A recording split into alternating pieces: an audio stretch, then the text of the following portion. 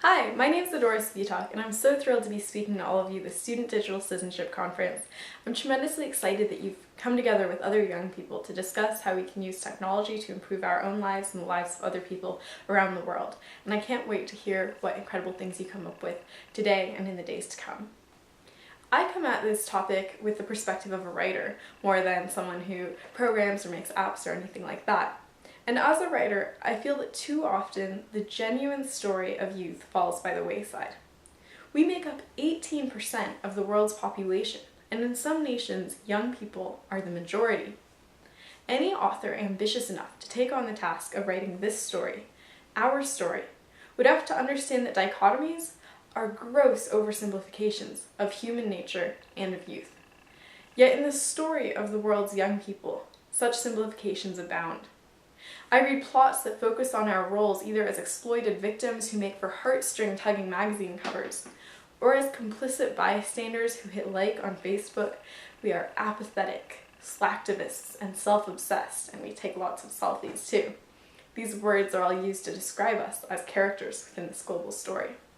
When we use online resources on our iPads and our smartphones, people turn a critical eye toward what we use them for, calling us time wasters and telling us what not to do, instead of inspiring us and asking us what we want to do.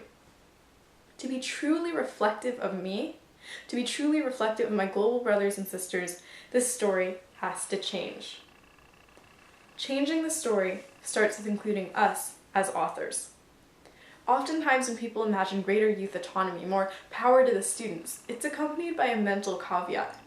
We remember Lord of the Flies from school, or think that kids plus power is a dangerous combination. Any of you who have done babysitting for your little neighbors probably know that when you leave them alone in a room to their own devices, sometimes frightening things happen. But I know that absolutely amazing things can also happen when young people speak up. And I know that because I've organized something called TEDx Redmond for 4 years now. The planning committee of TEDx Redmond is all middle and high school students, people your age and my age. The speakers are all under 20 years old, as is the majority of the audience. And the great thing is that we gave ourselves permission to do great things with the free digital resources we had on hand. We used everything from Google Docs to PBWorks wikis, from Facebook to Twitter. Last year, our audience numbered over 1,000 people. Tremendous demand exists for the authentic stories of young people, and it's a demand that I want to help meet. There are incredible stories of young people exemplifying the best of digital citizenship around Canada. Some of them are sitting right next to you now. Some of them are your neighbors, your classmates, your friends. Beyond giving us, young people, the stage to tell our real story is supporting us in changing the plot. Consider Shannon Kustachin, who began her activism at 13 years old. She went to school in portables for 8 years and decided that enough was enough. She organized a campaign to get the temporary school in her community replaced with a permanent and safe school that offered high quality and culturally relevant education for First Nations students. She led rallies and online campaigns and drew national media attention. Because she was so persistent, she actually got government funding for a new school, and that same year, Shannon was nominated for the International Children's Peace Prize. Sadly, she passed away in a car accident in 2010, and she never saw the school that was built as a result of her passion and advocacy. But the struggle that she began on behalf of education for First Nations kids continues in the youth movement that bears her name, Shannon's Dream, which works to fight inequities that exist in the Canadian education system for First Nations children. Someone that I know personally, Anne Makasinski, because she came to speak at the TEDx event I organized, her story is somewhat different. Anne is from British Columbia, and she was talking with a friend in the Philippines who didn't have electricity. According to Anne, this friend in the Philippines, because of her lack of electricity, couldn't complete her homework at night and was failing in school, all because of the lack of a single light. That was the inspiration for my project, said Anne. She said that she just wanted to help her friend in the Philippines, and her flashlight was a possible solution.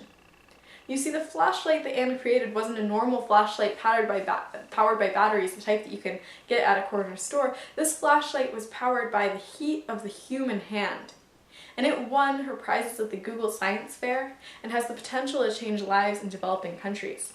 Because as soon as you give someone the chance to create light from the palm of their hand, you don't know how many other doors you might be opening. Craig and Mark Kielburger, the Kielburger twins, founded the charity Free the Children when they were still teenagers, and today their Me to We social enterprise connects students around the world wanting to do good with opportunities to do so. And I actually had the chance to meet Craig and Mark because I spoke on a panel at their massive event, We Day, when it came to Seattle. What's so great about We Day is that it brings together tens of thousands of kids into a stadium, and it treats doing good with the same amount of celebratory power that we usually reserve for a sports game or a pop star. Examples of folks like Shannon, Anne, and Craig and Mark Kielburger show that young people are instrumental in empowering their peers. This story, your story, my story, is not a story of victims waiting to be rescued. This is a story of young people helping each other help themselves. More of this kinds of grassroots action needs to be discovered, publicized, and supported. Furthermore, it's worth realizing that young people have increasing power in new settings by using the tools we have at our disposal. You need look only to the examples of speakers at conferences like TED or TEDx events, people like Shannon, Anne, Craig, and Mark, to see that we're creating change online. Sometimes we're condemned as slacktivists, because the impression is that we do little more than click like on Facebook. But in truth, online social movements can be responsible for massive social change as dramatic as toppling regimes, or as intangible yet crucial as attitude shifts. I want you to pull out your smartphones, if you have them. Go to Facebook. Yes, I just gave you permission to do that. Look up groups and causes that you want to support. Look up your favorite charities, local nonprofits, schools, and campaigns. Like them so you can receive stories and information from them. Learn about the organization and find out ways you can help.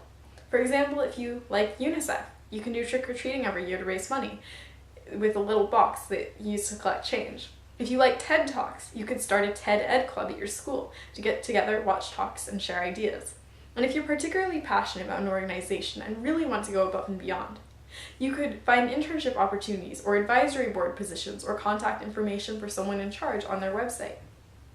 This ability we have to use technology means that there are no excuses anymore. We can be the solutions and not problems. And this means that instead of adults always asking how our online presence can be controlled, they will consider how we can be utilized, how our abilities can be utilized for our shared goals.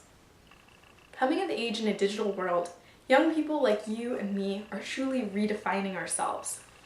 If there's one word that I want you to walk away with, it's this: redefine. Because we are not stock characters in a storybook, the victims in distress waiting to be rescued when the grown-ups arrive, or the narcissistic villains of the me generation. We're not just taking selfies of ourselves and uploading them to Facebook. We are truly finding information from the groups that we care about. We are sharing stories that are important and need to be heard, and we are helping each other. Our world is no fairy tale. And yet perhaps one of the most precious things about us, about people our age, is that even as we break free from the dichotomous assumptions about us and who we are as characters within the global story, we strive for the same ending.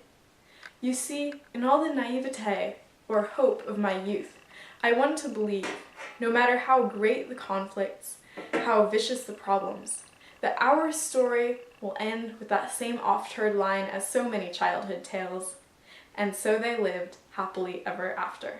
Thank you.